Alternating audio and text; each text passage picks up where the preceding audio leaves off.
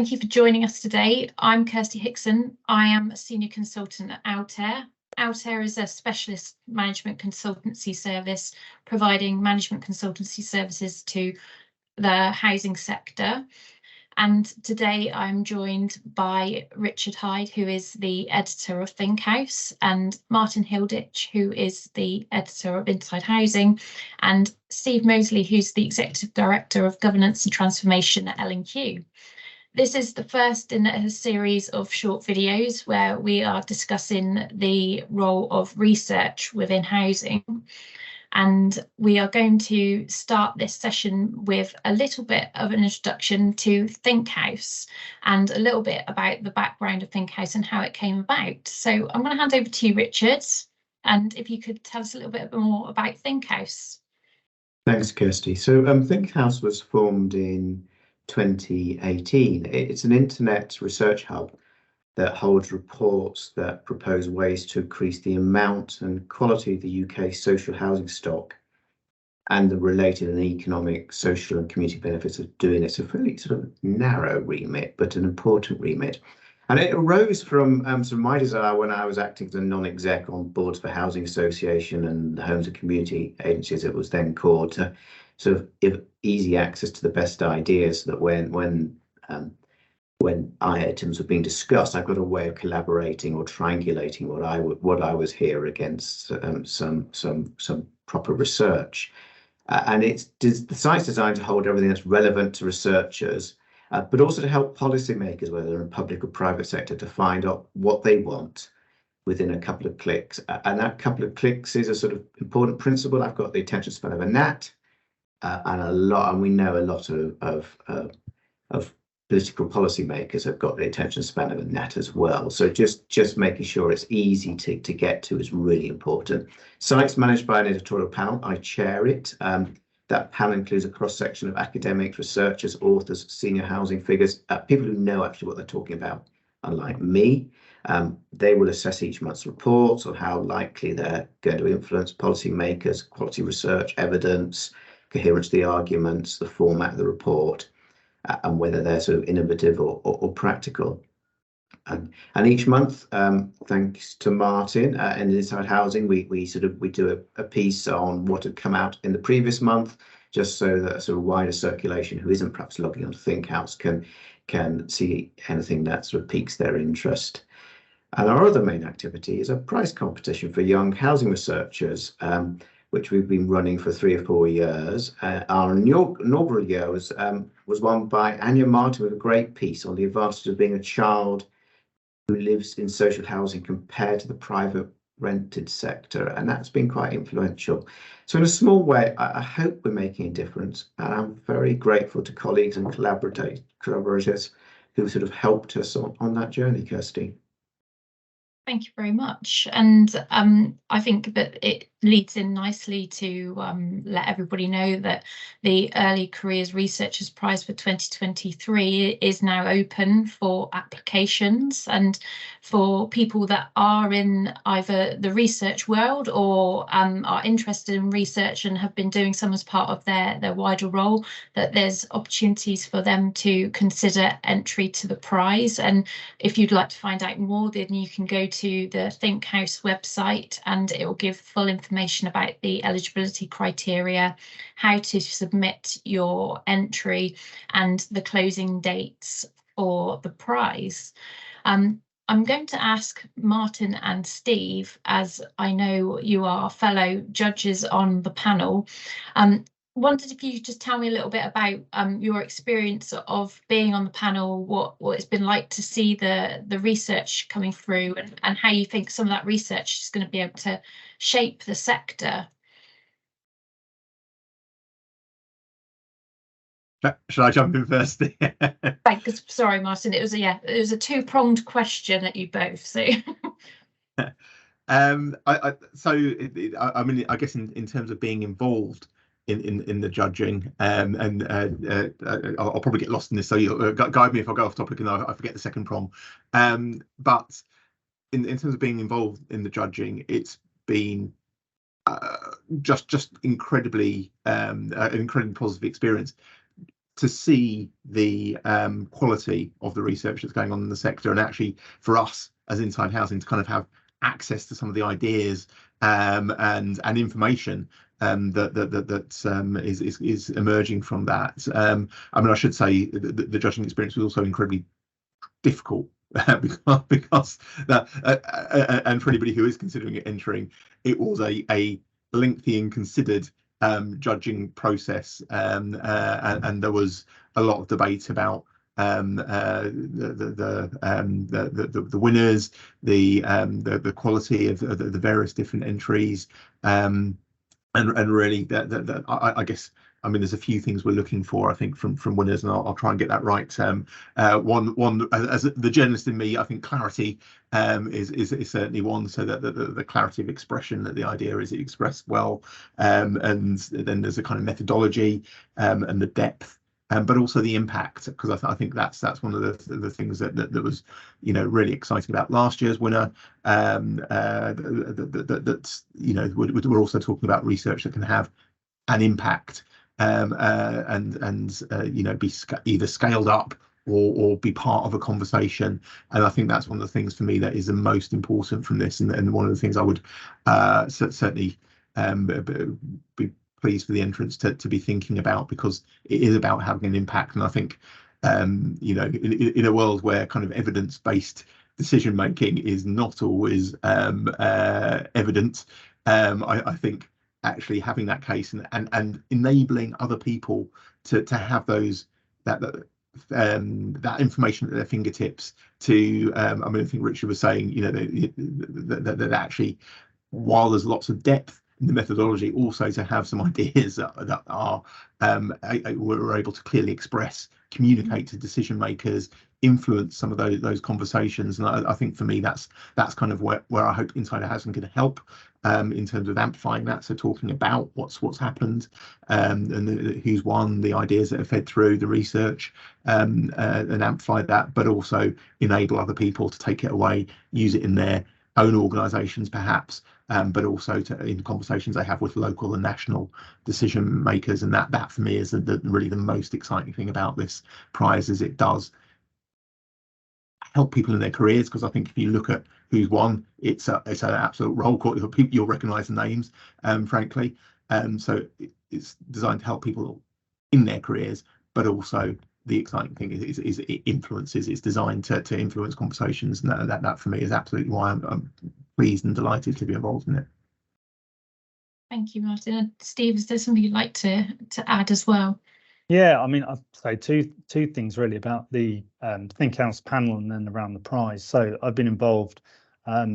Richard very kindly got me involved back in 2018. So that's been a number of years looking at that. Every month we have a batch of research reports that we look at, and as a panel we particularly pick out those that are more interesting to us, that we think, you know, really powerful and wish to showcase on the website.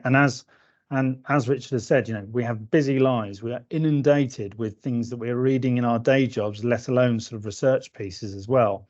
And so, you know, that ability to have a resource which kind of showcases different elements of research for topics is really important. And, you know, when I share them within my organisation, point people that way. And whenever I'm sort of contacted by somebody saying, oh, I want to know about this topic, I point them towards Thinkhouse as well and say, well, that's your first repository. That's a really quick way to have a look at it and understand, you know, what's really important at the moment, and perhaps stumble upon a report that you weren't looking for, but actually really kind of piques your interest. So we've had some really interesting ones on there. In terms of the prize, and so we've sponsored it for the last couple of years. I think it's really important. I was, you know, looking back at the last winner's prize and just sort of reflecting how much that resonates even more now. You know, it's about affordability in the private rented sector, and sort of setting out some you know, really depressing and powerful stats around that, and some suggested policy solutions. I think, you know, roll forward from the time that was submitted and think about the cost of living crisis that we're in at the moment, and it feels even more relevant. So, you know, it was a great piece of research. It was a real sort of privilege being on the prize panel, looking at the various pieces that we got through and having an opportunity to score them. We had a really robust conversation. We're coming from very different perspectives, and I think that, you know, that's the great thing. Research, sometimes it is a very personal perspective that you have. We have some set criteria that we look at, but you know, the way that on, you know, an academic, which we've also got on the panel, would look at it, to how I would look at it, a practitioner, to people, those involved in the sector, and see a lot of research. It's different, but you know, we eventually got to a consensus, and it was a really difficult decision to make. But I think then, you know, presenting the prize, saw the impact that had on the individuals. That was great. They've gone on, sort of, you know, published further work around that piece. And I think the final, you know, bit of it, and I say this from, again, being part of, you know, a large organization that has a small in-house research team, we have had people come to us from all sorts of different angles. Some of them gone through a sort of, you know, formal route at university, where they've perhaps, you know, always wanted to be in housing and gone through that route. Some people have come through other careers. They don't necessarily have an outlet or an opportunity for that recognition, or for a panel of people to look at their research, give them some feedback. So from that side of it, you know, it is profiling in the sector. And I'm very much of, you know, the view that we've got to look at this holistically. You know, good thinking is good thinking. It's great that it's out there in the sector, and it doesn't matter whether it's my organisation or another one. Actually, sharing of good practice that leads to good housing policy, which, you know, we really desperately need at the moment, is something that we should all sort of support. So it's great to see people coming in with a passion for housing, you know, coming in the early part of their careers, getting an opportunity for some recognition, hopefully, you know, going further, you know, for having a long career in housing and contributing to actually making better policy in the future, whether it's influencing policy makers or politicians. You know, that is something we desperately need. Martin, you know, writes every week about some of the challenges that are facing housing, and it would be great that if, you know, there was more of a balance about some of the successes and policies that we're really kind of delivering for people that need it the most at the moment. Thank you. Richard, would you like to come in? Yes, I should just say thank you for Steve, who has been around from the start. You know, it's the voluntary work that's people like Steve bring that has made Thinkhouse hopefully a relatively established organisation. We're very, very grateful for it. I wanted to pick up on that sort of, you commented on the academics. We have academics on the editorial panel. They're involved in the prize, and they bring a huge sense of rigour and a massive breadth of understanding.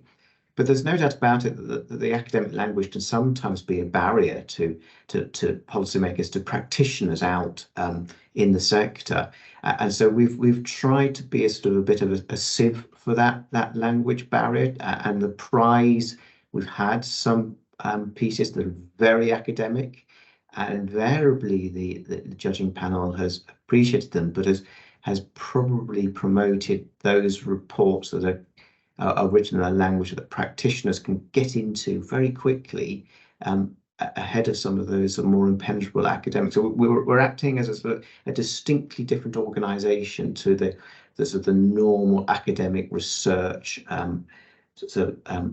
organisations that sort of promote that academic work.